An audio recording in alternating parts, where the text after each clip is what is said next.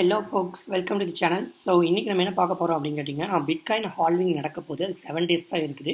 Bitcoin ஹால்விங்னா என்னென்னு உங்களுக்கு நிறைய பேருக்கு தெரிஞ்சிருக்கும். 6.25 காயின்ஸ் பெர் பிளாக்ல இருந்து 3.125 காயின்ஸ் பெர் பிளாக்குக்காக மாறப்போகுது. பட் இதனால் ப்ரைஸ் எப்படி இம்பேக்ட் ஆகும், அது எந்த அளவுக்கு இம்பேக்ட் ஆகும் அப்படிங்கிறது நான் கண்டிப்பாக அதை எக்ஸ்பிளைன் பண்ணுறேன். அதுக்கு முன்னாடி நம்ம மார்க்கெட்டோட அப்டேட் லைட்டாக பார்த்துருவோம். ஸோ கடந்த 1 month பார்த்தீங்க அப்படின்னா இந்த 64 to 70K நின்றுட்டுருக்குது. ஸோ இப்போ நீங்கள் டெக்னிக்கலாக பார்க்கணும் அப்படின்னா நான் டெக்னிக்கலாக உங்களுக்கு சொல்லிடுறேன். இந்த இடத்துல பிட்காயின் புல் ஃப்ளாக் ஃபார்ம் பண்ணிகிட்ருக்குது. ஸோ கோடு போட்டு நான் காமிச்சிட்றேன் உங்களுக்கு. ஸோ இங்கேருந்து இங்கே எடுத்துக்குவோம். ஓகே, ஸோ இப்போ பார்த்தீங்க அப்படின்னா லைன் கரெக்டாக வரைஞ்சிக்குவோம். அடுத்த லைன் பார்த்தீங்க அப்படின்னா இங்கேருந்து இங்கே வரைவோம். ஸோ இப்போ பார்த்தீங்க அப்படின்னா உங்களுக்கு இதுக்கே தெரிஞ்சிருச்சு. ஸோ இங்கே பம்ப் ஆனதுக்கப்புறம் இப்படி சைடுவே பண்ணுச்சு அப்படின்னா அது ஒரு கன்சாலிடேஷன் அப்படின்னு சொல்லுவாங்க. இது மார்க்கெட்டுக்கு புல்லிஸான நியூஸ் தான். ஏன் அப்படின்னா இது புல் ஃப்ளாக் அப்படின்னு டெக்னிக்கலில் சொல்லுவாங்க. ஸோ இதோட ப்ரைஸ் ரேஞ்ச் எந்த அளவுக்கு மூவ் ஆகும் அப்படின்னு கேட்டிங்க அப்படின்னா இங்கிருந்து எவ்வளோ தூரம் போகுதோ அதே ப்ரைஸ் 23% இந்த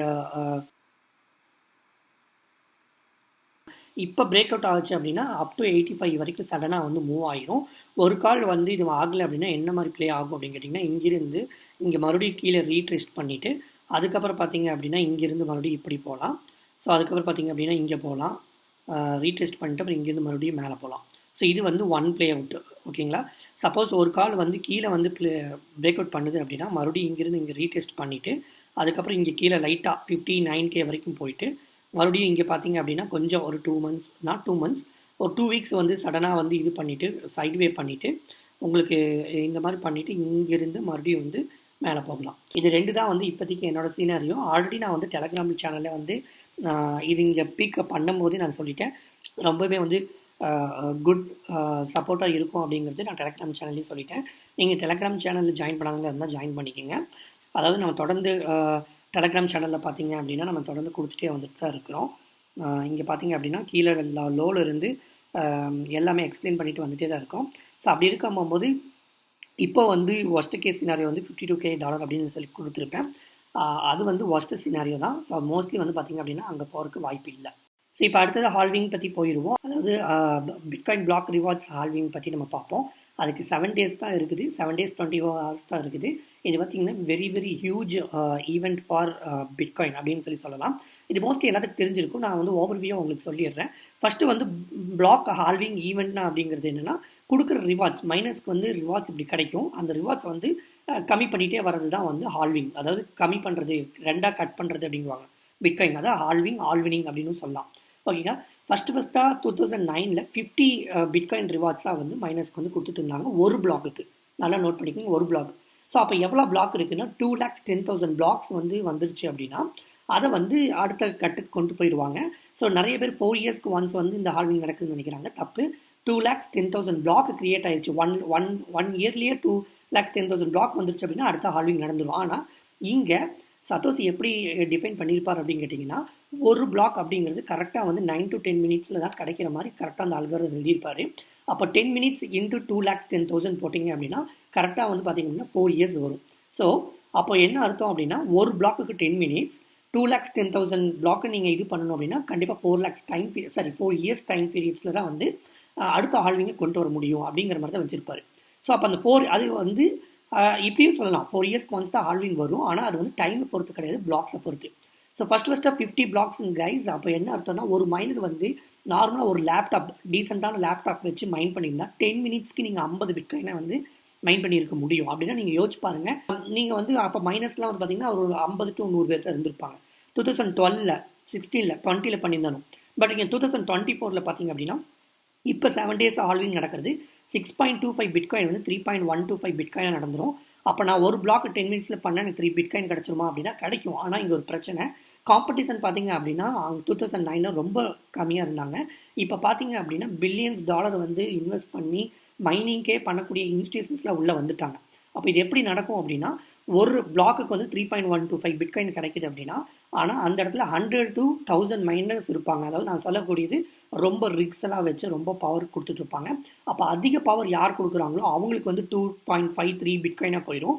நீங்கள் வெறும் லேப்டாப் வச்சு பண்ணிங்க அப்படின்னா 0.1 or 0.0001 கூட கிடைக்க வாய்ப்பு இருக்குது. ஏன்னா அந்தளவுக்கு காம்படிஷன் பவர் கொடுத்து பிட்காயின் மைனிங் பண்ண ஆரம்பிச்சிட்டாங்க. ஸோ இதுதான் வந்து ரிவார்ட்ஸை பொறுத்த வரைக்கும். அடுத்தது பார்த்தீங்க அப்படின்னா இந்த ரிவார்ட்ஸ் எதுலேருந்து எது போயிருதுன்னு நான் சொல்லிட்டேன். இதில் இன்னொன்று மெயினாக நீங்கள் என்ன நோட் பண்ணணும் அப்படின்னா இந்த ஹால்விங் ஈவெண்ட்னால ஏன் ப்ரைஸ் வந்து பம்ப் ஆகுது அப்படிங்கிறது. அதில் ஃபஸ்ட்டு ரீசன் வந்து இன்ஃப்ளேஷன் வந்து ரெடியூஸ் ஆகும், பிட்காயின் ப்ரைஸ் மேலே போகும். ஸோ ஸ்டார்டிங்கில் பார்த்தீங்க அப்படின்னா இன்ஃப்ளேஷன் வந்து அப்படி கம்மியாகிட்டே வரும். சப்ளை பார்த்தீங்க அப்படின்னா கிராஜுவலாக இன்க்ரீஸ் ஆகிட்டு போகும். சடனாக நேராக சப்ளை இன்க்ரீஸ் ஆகிருக்காது. ஓகேவா?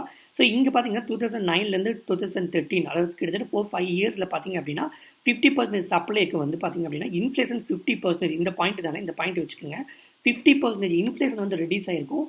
அப்போ பார்த்தீங்க அப்படின்னா உங்களுக்கு வந்து பிட்காயினோட ப்ரைஸ் வந்து ஹியூஜாக வந்து பம்ப் ஆகிருக்கும். ஓகே, இது ஒரு பாயிண்ட். அதாவது சப்ளை வந்து கம்மியாகுது, டிமாண்ட் வந்து ஜாஸ்தி ஆகுது. இது ஒரு பாயிண்ட்.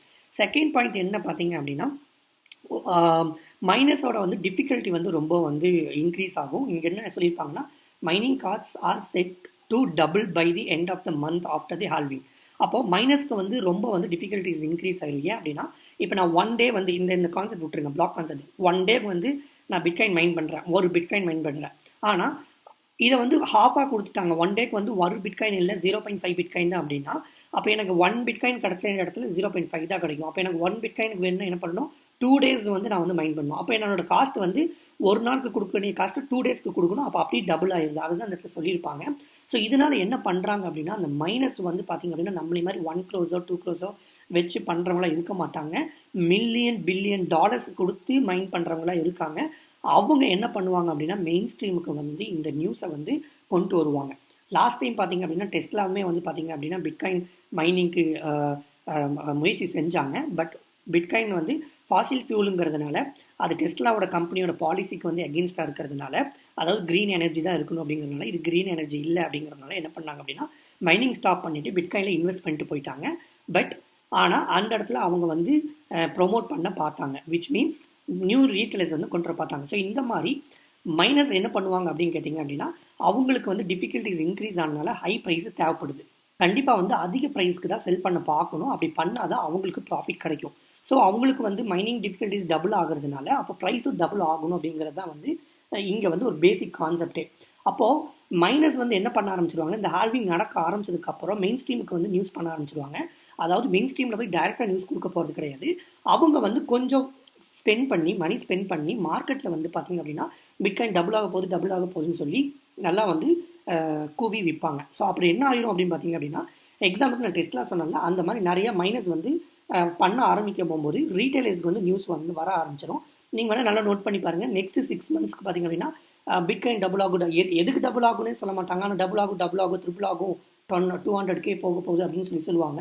அப்போ ஆட்டோமேட்டிக்காக என்னென்ன ஆயிரும் அப்படின்னா மைண்ட் செட்டு வந்து பார்த்திங்கன்னா இங்கிருந்து மேலே போக போகுது அப்படிங்கிறது விதிச்சிருவாங்க.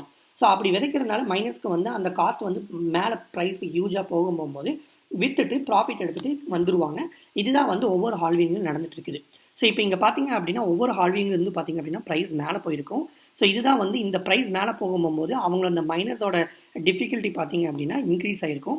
ஸோ அதுதான் வந்து இந்த இடத்துல இந்த எல்லோ பார்த்திங்கன்னா மைனஸ் ரெவென்யூ. ஸோ அவங்க ரெவென்யூ பார்த்திங்கன்னா இங்கே ஜாஸ்தியாக இருந்திருக்கும், அடுத்து ஜாஸ்தி பார்த்திங்கன்னா இங்கே கம்மியாக தான் இருக்கும். ஏன்னா ரெவென்யூ வந்து பார்த்திங்க அப்படின்னா அவங்களுக்கு வந்து பிட்காயின் அதிகமாக கிடச்சிருக்கும், அதை விட ரெவென்யூ வந்து இங்கே கம்மியாக இருக்கும். ஏன்னா பிட்காயின் கவுண்ட் கம்மியாக கிடச்சிருக்கும். அடுத்த ஹால்விங்கில் பார்த்திங்கன்னா பிட்காயின் வந்து இங்கே கம்மியாக கிடைக்கும். ஸோ அதனால் கம்மியாகிட்டே தான் போகும். ஸோ அவங்களோட ரெவென்யூ பார்த்திங்க அப்படின்னா போன 4 வருஷத்தில் இருந்ததை விட இந்த ஒரு 4 வருஷம் வந்து கம்மியாக தான் இருக்கும். பட் இந்த ப்ரைஸ் மேலே போகாமல் இங்கே இதுவே பண்ணியிருந்துச்சு அப்படின்னா இந்த இதுக்கும் ஹியூஜ் கேப் வந்துடும். அதை மெயின்டைன் பண்ணணும் அப்படிங்கிறதுக்காக மைனஸ் வந்து இறங்கி வேலை செய்வாங்க. அப்போ ப்ரைஸை வந்து டபுள் பண்ண பார்ப்பாங்க. அப்படி பண்ணால் தான் ரொம்ப லாஸ் இல்லாமல் ஒரு டபுளில் வர முடியும். இல்லை ப்ரைஸ் வந்து இந்த பிட்காயின் வந்து மேலே போகலை, இதுலேயே நின்றுச்சு அப்படின்னா அடுத்த ஹால்விங் அதாவது அடுத்த 4 இயர்ஸில் வந்து அவங்களுக்கு ரெவென்யூவே வராது. அதாவது அந்த டபுள் ப்ரைஸ், அதாவது மைண்ட் பண்ணுறதுக்கு காஸ்ட் அதிகம் ஆனால் ரெவென்யூ இல்லை அப்படின்னா அவங்க என்ன பண்ணுவாங்க, ஸோ ஸ்டாப் பண்ணிடுவாங்க. அதனால் ப்ரைஸ் அவங்களுக்கு மேலே போக வைக்கணும் அப்படிங்கிறது தான் பார்ப்பாங்க. இது வந்து முக்கியமான பாயிண்ட். அடுத்தது பார்த்தீங்க அப்படின்னா அந்த ஹால்விங் ஈவெண்ட்டுக்கு அப்புறம் பார்த்தீங்க அப்படின்னா ஒரு சின்ன ரேலி வரும். அதுக்கு முன்னாடி பார்த்தீங்க அப்படின்னா ஒரு டம்ப், இங்கே பார்த்தீங்கன்னா இங்கே டம்ப் நடந்திருக்கும். இங்கேயும் பார்த்தீங்கன்னா இங்கே பீக் ஆகிட்டு இங்கே கீழே வந்து ரீட்ரெஸ் பண்ணியிருக்கும், கன்சல்ட் பண்ணியிருக்கும்.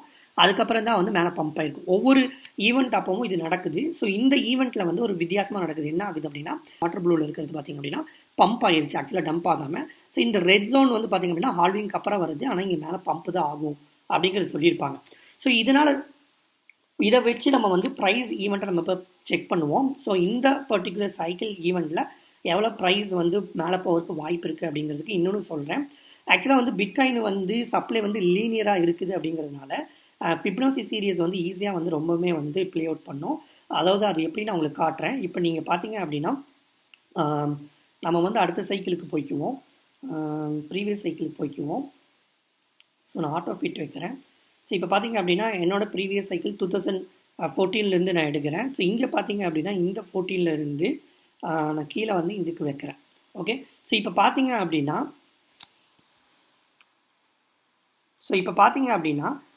பிட்காயின் வந்து யூஸ்லாக வந்து 4க்கு மேலே போகணும். அதாவது 4.618 அப்படிங்கிறது, அதாவது 3.618 அப்படின்னு பார்த்தீங்கன்னா இங்கே தான் வருது 4க்கு மேலே. அப்போ இது ஆல்மோஸ்ட் பார்த்திங்க அப்படின்னா 6 to 8 போயிருக்குது. ஸோ இந்த ரேஞ்சுக்கு பார்த்திங்க அப்படின்னா டபுள் ட்ரிபிள்னு சொல்லலாம் 8. பட் அடுத்த ஸ்டேஜுக்கு போகும்போது அங்கேருந்து பாதி ஆகிரும்.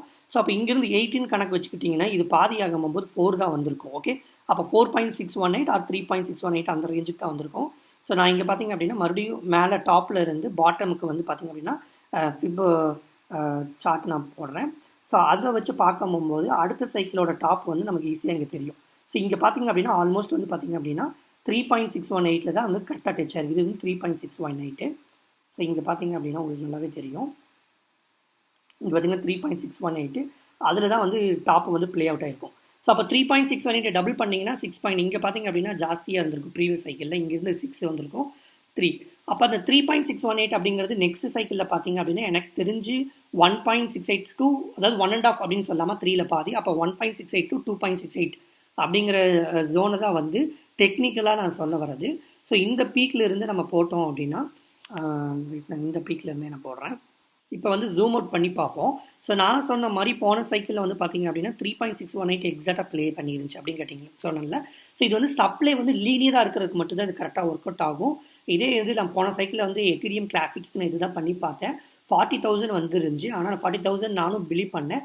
பட் 15,000 வரைக்கும் தான் போச்சு. ஏன் அப்படின்னு கம்பேர் பண்ண பார்க்கும்போது சப்ளை வந்து அது லீனியராக இல்லை. ஸோ லீனியராக இருக்கக்கூடிய காயின்ஸ்க்கு எல்லாத்துக்குமே வந்து இது ஓரளவுக்கு ப்ளே அவுட் பண்ணும். ஓகே, ஸோ அப்படி இருக்கும்போது 2.618 அப்படிங்கிறது பார்த்திங்க அப்படின்னா 1,40,000 வருது. 1.618 ஜோன் பார்த்திங்க அப்படின்னா 93K தான் வருது. இதுக்கு நடுவில் எடுத்துக்கிட்டிங்க அப்படின்னா 1,20,000, 25,000 இதுதான் வந்து மோஸ்ட்லி எல்லாமே சொல்கிறாங்க. ஸோ இது வந்து டெக்னிக்கலாக இது வச்சுக்கோங்க. ஸோ நம்ம எப்படி எடுத்துக்கலாம் அப்படின்னு கேட்டிங்க அப்படின்னா ஒரு 1 lakhலேருந்து, அதாவது 100Kலேருந்து 150K வரைக்கும் தான் போகும் அப்படிங்கிறது நமக்கு ஓரளவுக்கு தெரிய வருது டெக்னிக்கலாக பார்க்கும்போது. ஸோ அதே வந்து ஹால்விங் டேட்டில் இருந்து ப்ரைஸ் வந்து எவ்வளோ % க்ரோத் கொடுத்துருக்குது அப்படிங்கிறது பார்த்திங்க அப்படின்னா ஃபஸ்ட்டு 2020, அதாவது 2012 எடுத்திங்க அப்படின்னா ப்ரைஸ் அட் ஹால்விங் அப்போ பார்த்திங்க அப்படின்னா $12 இருந்துச்சு. அப்போ வந்து பீக் ப்ரைஸாக பார்த்திங்க அப்படின்னா 100x கொடுத்துச்சு. அதுக்கப்புறம் பார்த்தீங்கன்னா $675 கீழே விழுந்துச்சு. அதிலிருந்து பார்த்தீங்க அப்படின்னா அந்த ஹால்விங் வந்து 30x தான் கொடுத்துச்சு.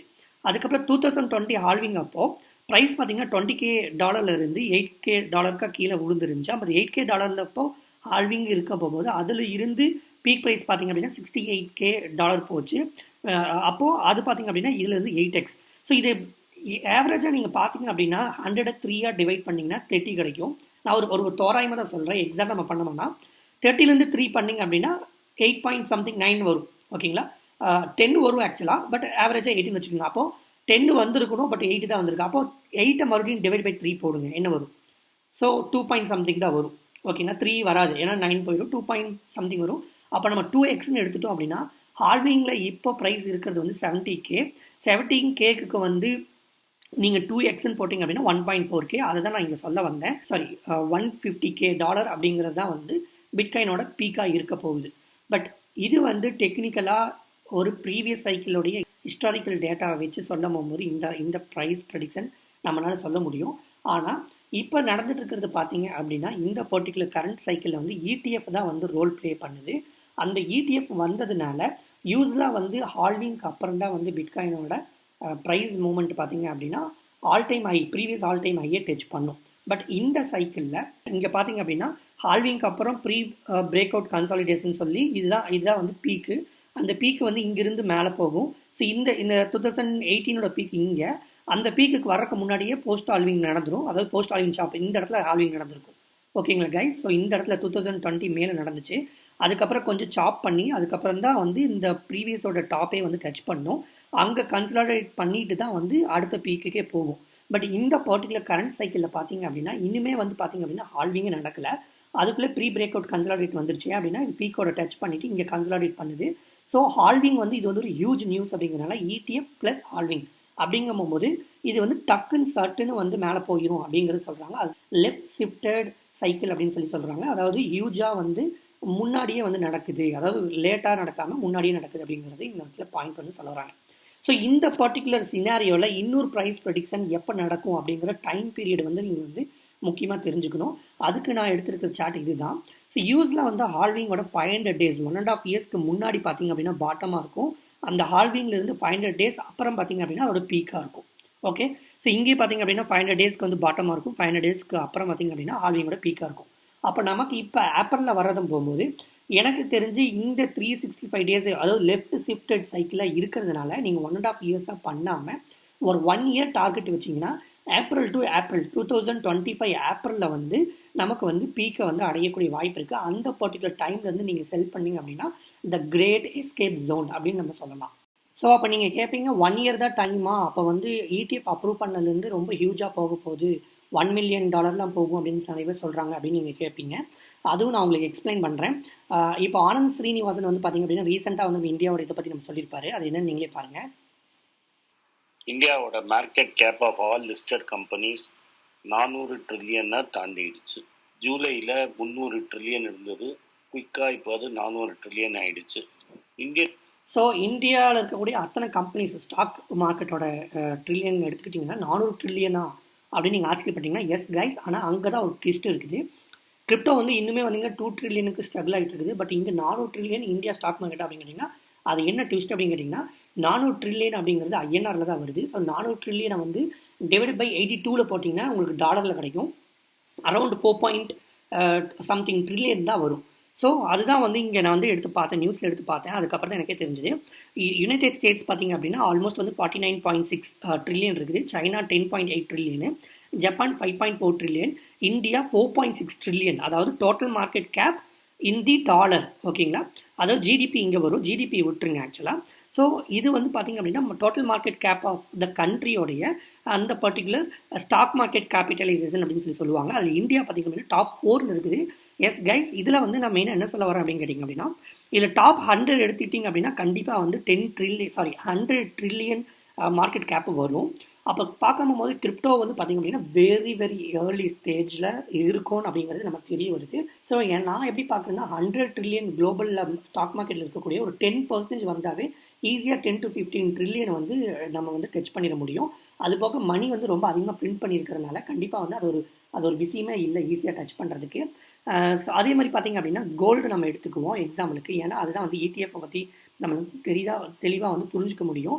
ஆக்சுவலாக வந்து கோல்டு வந்து எங்கே அப்ரூவ் பண்ணாங்க அப்படிங்கிறது நான் உங்களுக்கு தெளிவாக சொல்லியிருந்தேன். 2004 கிட்ட பண்ணியிருப்பாங்க. அது இன்னொரு வீடியோ நான் சொல்லியிருப்பேன். அங்கேருந்து பார்த்திங்க அப்படின்னா ஒரு 6 இயர்ஸாக வந்து கண்டினியூஸாக வந்து பீக்கில் வந்து போய்கிட்டே இருந்துச்சு கோல்டு. பட் ஒன் சர்டன் பீரியடில் வந்து பார்த்திங்க அப்படின்னா ஸ்டாப் ஆகிட்டு பேர் மார்க்கெட்டில் போச்சு.